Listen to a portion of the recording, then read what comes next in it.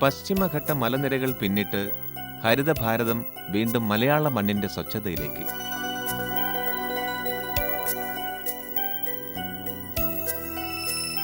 മലയോര കർഷകരുടെ തട്ടകമായ ഇടുക്കിയിലൂടെയാണ് ഈ യാത്ര.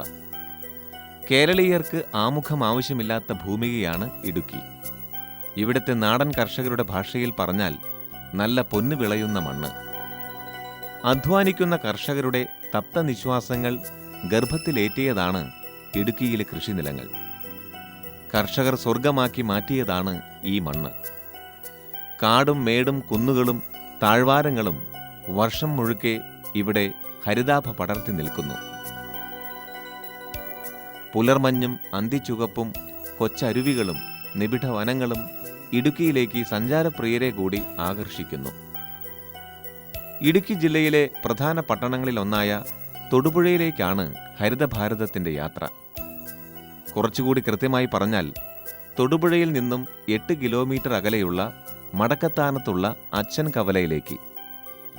കേരളത്തിലെ ഏറ്റവും ഊർജ്ജസ്വലനായ ഒരു കൃഷിക്കാരന്റെ കഥ പറയാനുള്ള ഉദ്യമം അയാളുടെ തോട്ടത്തിൽ നിന്ന് തന്നെ ആരംഭിക്കട്ടെ.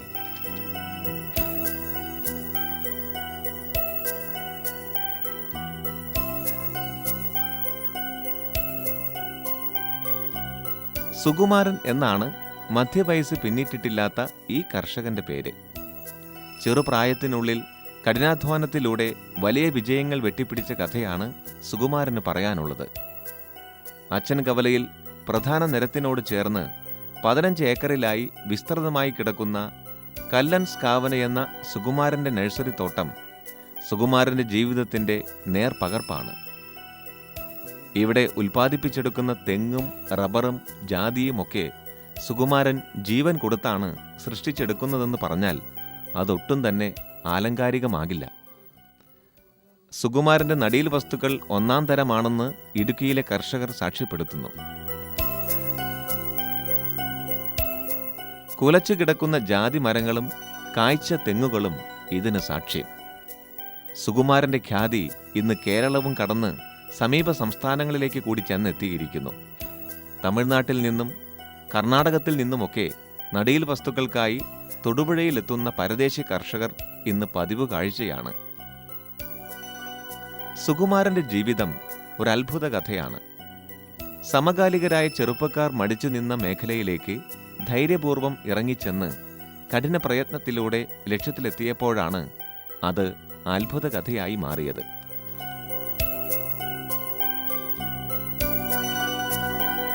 ഇത്തരം അപൂർവതകൾ സമകാലിക ചരിത്രത്തിൽ വിരളമാണ്. അതുകൊണ്ട് അതിശയോക്തികളോ അത്യുക്തികളോ ഇല്ലാതെ തന്നെ സുകുമാരന്റെ കഥ പറയാനാകും.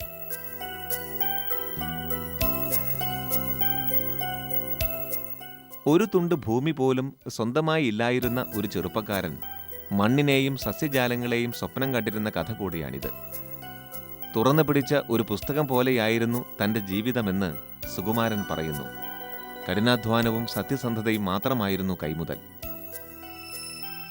കഷ്ടപ്പാട് നിറഞ്ഞതും വേദനപ്പെടുത്തുന്നതുമായിരുന്നു സുകുമാരന്റെ ബാല്യകാലം.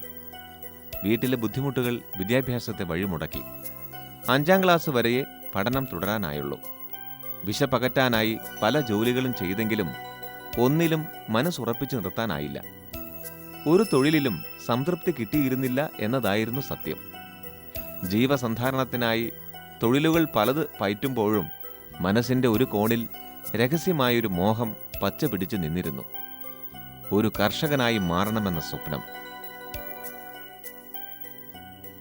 തൻ്റേതായ കുറച്ചു മണ്ണിൽ തെങ്ങും റബ്ബറും ജാതിയുമൊക്കെ വച്ചു പിടിപ്പിച്ച് അതിൽ നിന്നുള്ള ആദായത്തിൽ സംതൃപ്തമായി ജീവിക്കണമെന്ന എളിയ ഒരാഗ്രഹം. യാഥാർത്ഥ്യം പക്ഷേ മറ്റൊന്നായിരുന്നു.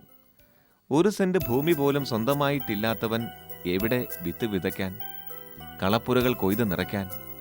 ഭൂമി പാട്ടത്തിനടുത്ത് കൃഷി ചെയ്യണമെന്ന് പലരും ഉപദേശിച്ചു. സുകുമാരന് അതും ബോധ്യമായില്ല. ആദ്യം പട്ടിണി മാറ്റുകയായിരുന്നു പ്രധാനം. ചെറുപ്പത്തിലെ വീട്ടിലെ വല്യപ്പൻ്റെ കൂടെ കൃഷിപ്പണിക്കായിട്ട് ചെറിയ തൂമ്പയും പിടിച്ച് പണിക്കായിട്ട് ഇറങ്ങുമായിരുന്നു.